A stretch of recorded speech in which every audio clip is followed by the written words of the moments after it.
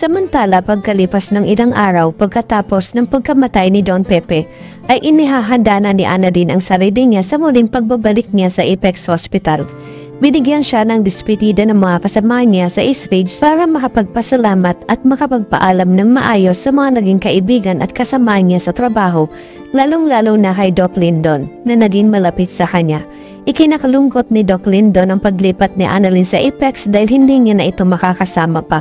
Sinabihan naman ni Annalyn si Doc Lyndon na pwede mo naman akong puntahan sa Apex kung gusto mo akong makita o kausapin. Hindi naman ako mag-a-abroad, lilipat lang ako ng hospital, Doc Lyndon, at nagtawanan silang dalawa.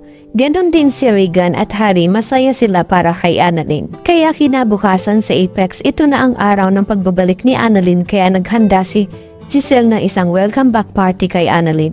Masaya-masaya si Annalyn dahil sa wakas ay nakabalik na siya kung saan siya nagsimula sa pagiging doktor niya. At sobrang natuwa din ang mga kaibigan ni Annalyn sa muling pagbabalik niya sa Apex. Lahat ay nagpalakpakan ng sabihin ni Giselle na welcome back Dr. Annalyn Santos. Sabay yakap sa kanya ni Giselle dahil masayang-masaya ito dahil nagbalik na sa kanila ang young genius doctor ng pamilya Tanyag. Nakangiti naman na yumakap din si Annalyn sa tita Giselle niya at pinasalamatan niya ito. Maya-maya ay nagsalita si Zoe at sinabihan niya si Annalyn na, buti naman nandito ka na ulit at may kakampi na ako sa mga taong walang ginawa kundi pag-isipan ako ng hindi maganda. Dahil ang hirap kasi na wala akong kakapi dito at sabay niyakap niya si Annalyn na masaya at nakangiti. Habang nagsasalita si Zoe ay dumating naman si Justin para batiin si Annalyn sa kanyang pagbabalik. Nang biglang magparinig si Zoe nang sabihin niya na lalo na yung iba dyan, humahaba na yung sungay, akala mo kung sino. O sabihin na lang natin na like mother like daughter, habang nakatingin si Zoe kila Giselle at Justin. Napatingin naman si Giselle kay Zoe dahil alam niya na para sa kanila ni Justin ang sinasabi ni Zoe. Hindi naman nagpatalo si Justin sa pagpaparinig ni Zoe kaya sinagot niya ito na, totoo pala, sinasabi mo din na kriminal ka rin kagaya ng nanay mo? Ikinagalit ni Zoe at lalapitan niya sana si Justin pero pinigilan ni Annalyn si Zoe at sinabihan na tumigil na kayong dalawa. Nagbalik ako dito para maging masaya tayo tapos ganito mag-aaway kayo sa harapan ko. Sana ngayong nandito na ako ay magkaayos na kayong dalawa. Hindi gugustuhin ni Lolo Pepe na nakikita kayong lagi nag-aaway. Kaya humingi naman ng pasensya si Justin kay Annalyn samantalang si Zoe hindi mawala ang inis niya kay Justin. Samantala kinabukasan bumalik si Irene sa East Ridge dahil may iba pa siyang planong gawin pagkatapos siyang mapagbigyan sa perang hiniram niya kay Carlos. Ang buong akala ni Carlos ay hindi na magpapakita si Irene dahil pinagbigyan niya na ito. Pero hindi papayag si Irene na hindi makaganti kay Carlos sa mga ginawa sa kanya noon at kailangan niyang sirain ang pagsasama ni Carlos at Lynette.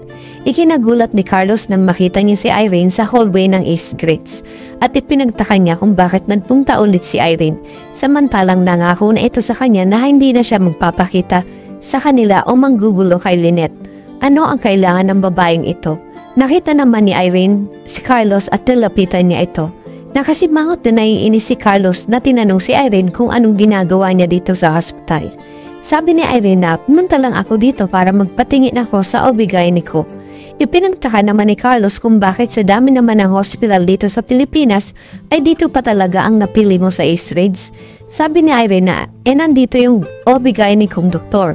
Bawal ba ako magpa-check up dito? Sabi ni Carlos kung ano man ang binabalak mo sa amin ni Lynette, hindi ka magtatagumpay dahil hindi ko papayagan na sirain mo ang relasyon namin dahil ako ang makakalaban mo. Tandaan mo yan. Napangiti naman si Irene. Ano ba ang sinasabi mo, Carlos? Ano ba ang ikinakakatakot mo? Wala akong gagawin sa inyo. Relax ka lang at umalis na si Irene.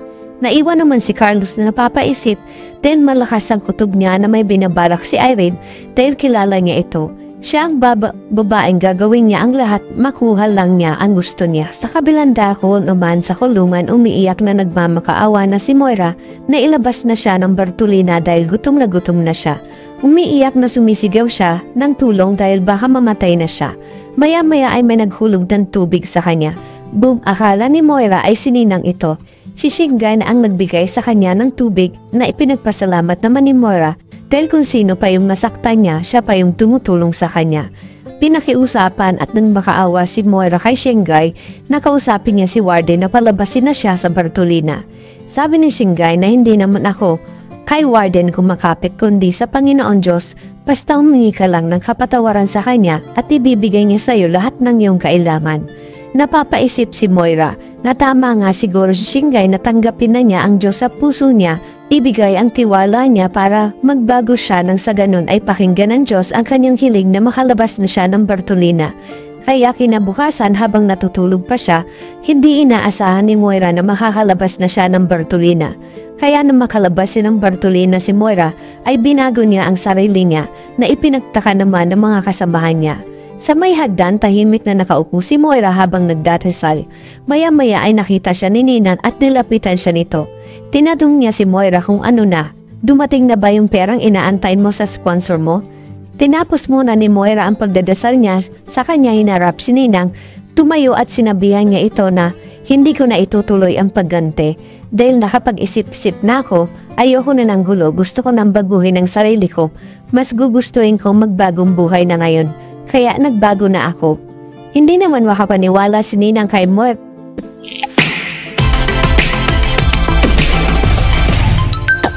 Handa?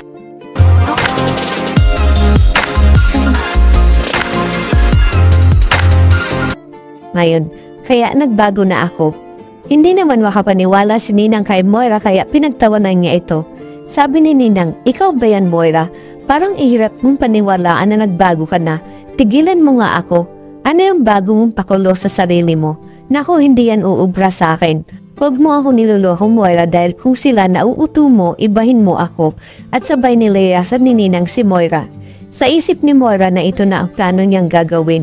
Ang ipakita niya na nagbago na siya at kailangan maging malinis ang record niya sa loob nang sa ganon may pag-asa siyang makalabas ng kulungan, lalo nang wala na si Don Pepe. Napapangiti naman si Moira. Samantala sa Apex simula na ng unang araw ni Annalyn at may isang pasyenteng dumating at dapat agad maoperahan dahil malala ang sakit niya. Ngunit dahil sa tulong ni Annalyn ay nakapagdesisyon ito na sundin ang payo ni Doc Luke sa kanya. Sa ER habang kinakausap ni Doc Luke si Carla ay napadaan si Annalyn at sinabihan niya si Annalyn na alam mo ba Doc na itong si Carla ay kinakabahan dahil magpapa-opera siya. Tanong naman ni Annalyn kay Doc Luke bakit siya natatakot at kung anong procedure ang gagawin sa kanya. Sabi ni Doc Luke na hindi naman serious case kaya lang mas maigi na maagapan na para hindi na lumala pa ang sakit niya na nararamdaman niya. Maya-maya ay lumapit si Annalyn sa pasyente na si Carla upang ipaliwanag sa kanya ang gagawin na operasyon at huwag kang mag-alala dahil lahat ng doktor ng Apex ay magagaling at mababait.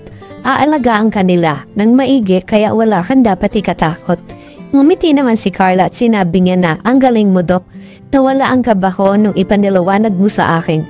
Kaya nagpasalamat siya kay Doc Annalyn. Pagkatapos na umpinsin ni Annalyn ang pasyente na si Carla ay umalis na ito. Sa hallway nasa lubong niya ang tatay Robert niya at masaya niya itong niyakap at binati siya ng tatay Robert niya na, "Welcome back anak." Makakalaya na kaya si Moira sa plano niyang pagbabago? Ano ang gagawin ni Irene sa buhay ni Lynette at Carlos? Magiging maayos kaya ang pagsasama nila Annalyn, Zoe at Justin sa Apex? Yan ang ating pakaabangan dito lang sa Abot Kamay na Pangarap. Huwag bibitaw at huwag kalimutan mag-subscribe. Maraming salamat po!